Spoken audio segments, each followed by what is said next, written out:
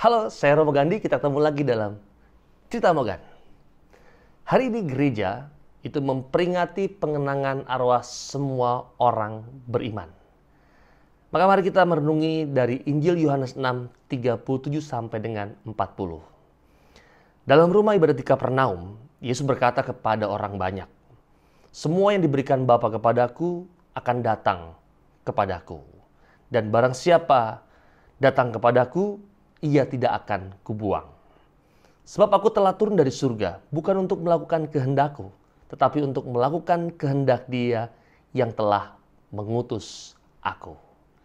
Dan inilah kehendak Dia yang telah mengutus aku, yaitu supaya dari semua yang telah diberikannya kepadaku, jangan ada yang hilang, tetapi supaya kubangkitkan pada akhir zaman.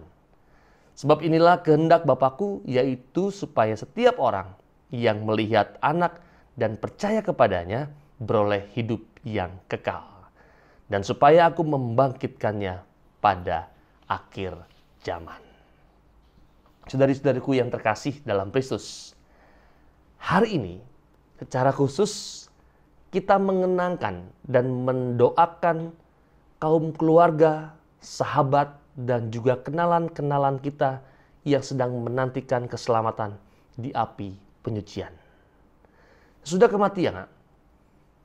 kematian hubungan kita dengan semua yang mendahului kita tidak terputus.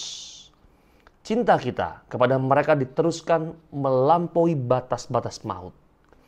Cinta kita kepada mereka juga pada anggota keluarga, sahabat, dan kenalan tidak mati dan berhenti seiring dengan kematiannya. Inilah cinta yang dihayati dalam gereja kita, gereja Katolik.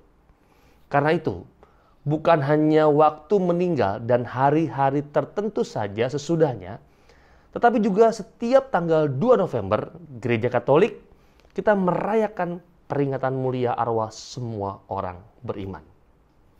Saudara-saudara, pada masa gereja awal, nama-nama umat beriman yang telah meninggal ditempelkan di gereja. Sehingga komunitas akan mengenangkan mereka dalam doa. Pada abad yang ke-6, biara-biara Benediktin mengadakan peringatan Kikhmat akan para anggota yang telah meninggal dunia pada hari-hari sesudah Pentakosta. Nah, di Jerman, upacara khusus bagi umat beriman yang telah meninggal dunia itu jatuh pada tanggal 1 Oktober. Dan sekitar awal abad ke-11, Santo Odilo Abbas Cluny mengamanatkan kepada seluruh biara Cluniac untuk memanjatkan doa-doa dan intensi khusus bagi segenap jiwa-jiwa di Purgatorium pada tanggal 2 November. Yaitu sehari sesudah Hari Raya Semua Orang Kudus.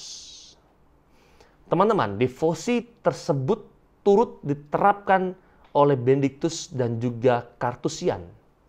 Dengan segera, tanggal 2 November dirayakan sebagai peringatan arwah semua orang beriman di segenap gereja.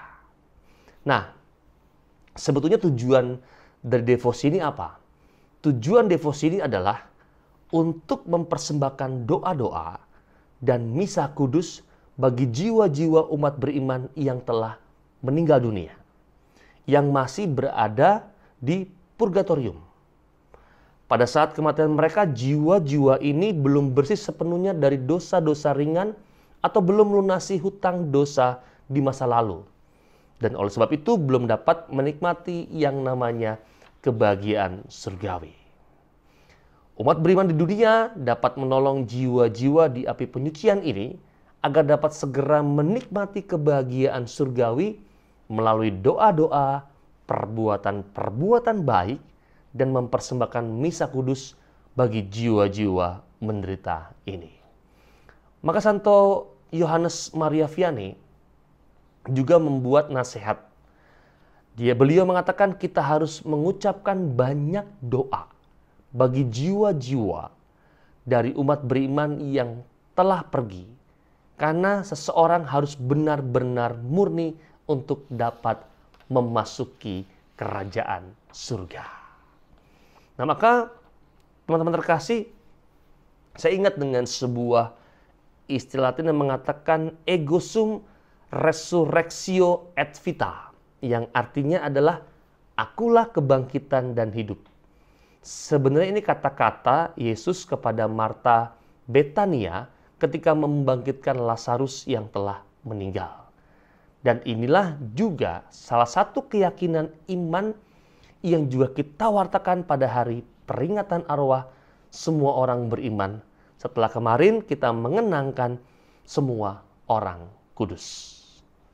Dalam perayaan ini, sangatlah menjadi jelas bahwa yang jatuh akan dibangkitkannya dan yang mati akan dihidupkannya. Inilah janjinya, bahwa ia akan menerima semua orang yang datang kepadanya. Inilah jawaban iman terhadap kasih karunia-Nya untuk kita manusia yang berdosa.